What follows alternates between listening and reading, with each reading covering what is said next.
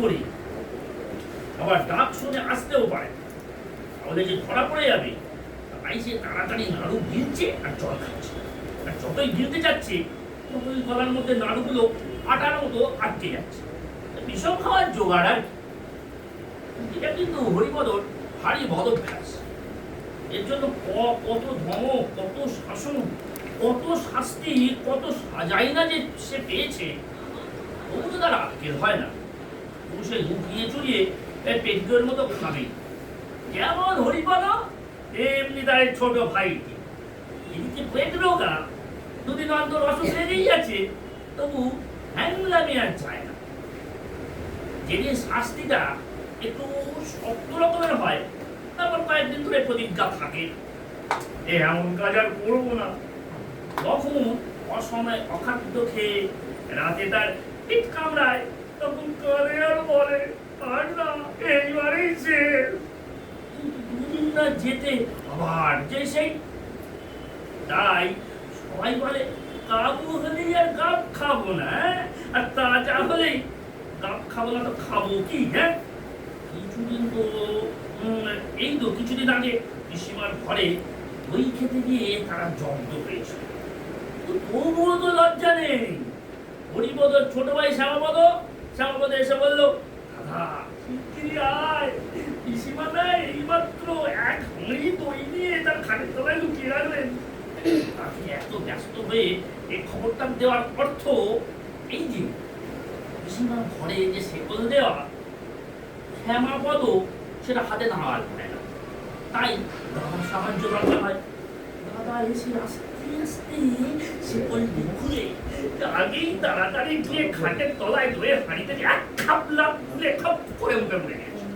মুখে দিয়েই চিৎকার, কোথায় বলে ষাঁড়ের মতো চেঁচাচ্ছে, কিন্তু হরিপদর চেঁচানো তার চেয়েও সাংঘাতিক। চিৎকার শুনে মা, মাসি, দিদি, পিসি যে যেখানে ছিলেন সব কি হলো কি হলো কি হলো বলে দৌড়ে এলেন। শ্যামাপদ বুদ্ধিমান ছেলে, সে দাদার চিৎকারের নমুনা শুনে এক দৌড়ে একেবারে ঘোষেদের পাড়ায় হাজির। এখানে অত্যন্ত ভালো মানুষের মতো তার বন্ধু শান্তি ঘোষের কাছে সে পড়া বুঝিয়ে নিচ্ছে। হরিপদর অবস্থা দেখে পিসিমা বুঝেছেন যে হরিপদ দই ভেবে তার চুনের হাঁড়ি চেটে বসেছে। তারপর হরিপদর যা সাজা, এক সপ্তাহ ধরে ধরে সে না পারে চিবোতে, না পারে গিলতে, আর খাওয়া নিয়েই এক মহা হাঙ্গামা। কিন্তু তবু তো তার লজ্জা নেই। আজ আবার লুকিয়ে কোথায় নাড়ু খেতে লেগেছে। খানিক বাদে মুখখানি ধুয়ে মুছে হরিপদ ভালো মানুষের মতো এসে হাজির। হরিপদর বড় মামা বললেন, এতক্ষণ কোথায় ছিলি? হরিপদ বলল, এই তো ওপরে ছিলাম মামা। তবে আবার আমরা এত চেঁচাচ্ছিলাম, তুই জবাব দিচ্ছি না যে? হরিপদ মাথা চুলকোতে বলতো, জল খাচ্ছিলাম কিনা? তা শুধু জল না কিছু স্থল ছিল? হরিপদ শুনে হাসতে লাগলো, যেন তার সঙ্গে ভারী একটা রসিকতা হয়েছে। এর মধ্যে তার মেজ মামা মুখখানা গম্ভীর করে এসে হাজির। তিনি ভেতর থেকে খবর এনেছেন একটু আগেই ঘোড়ার ঘরে ঢুকেছিল। আর তারপর থেকে প্রায় 10-12 কথা ক্ষীরের নাড়ু কম পড়ছে। তিনি এসেই হরিপদর বড় মামার সঙ্গে খানিকক্ষণ ইংরেজিতে ফিসফাস করে কথা বললেন। তারপর গম্ভীর ভাবে বললেন, বাড়িতে ইঁদুরের যেরকম উৎপাত, ইঁদুর মারবার একটা বন্দোবস্ত না করলে আর চলছে না। চারিদিকে যেরকম প্লেগ আর আরাম, এই পাড়া শুধু ইঁদুর না বললে আর রক্ষে নেই। বড় মামা বললেন, তার ব্যবস্থা করা হয়েছে। দিদিকে বলেছি একটু বিষ দিয়ে নাড়ু পাকাতে, সেগুলো পাড়াময় ছড়িয়ে দিলেই ইঁদুরের একটা বংশ ধ্বংস হবে। জিজ্ঞেস করলো, নাড়ু কবে পাকানো হবে? মামা বললেন, এতক্ষণে হয়ে গেছে, সকালেই তো টেবিলে দেখছিলাম এক তাল ক্ষীর দিয়ে দিদির সঙ্গে নাড়ু পাকাতে বসেছে। হরিপদর মুখখানা চির মতো শুকিয়ে এলো। সেই বিষটা ঢোক দিয়ে বললো, যে বিষ খেলে কি হয় বড় বাবা? হবে আবার কি, এগুলো মারা যাবে এই হয়। আর যদি মানুষ ওই দারু খেয়ে ফেলে, একটু আধটু যদি খেয়ে ফেলে তো নাও করতে পারে, গলা জ্বলবে, মাথা ঘুরবে, বমি হবে, অথবা হাত পা খিচবে। আর যদি একেবারে দারু খেয়ে ফেলে বলে হরিপদ ভ্যাঁ করে কেঁদে ফেললো। তখন বড় মামা হাসি চেপে অত্যন্ত গম্ভীর হয়ে বললেন,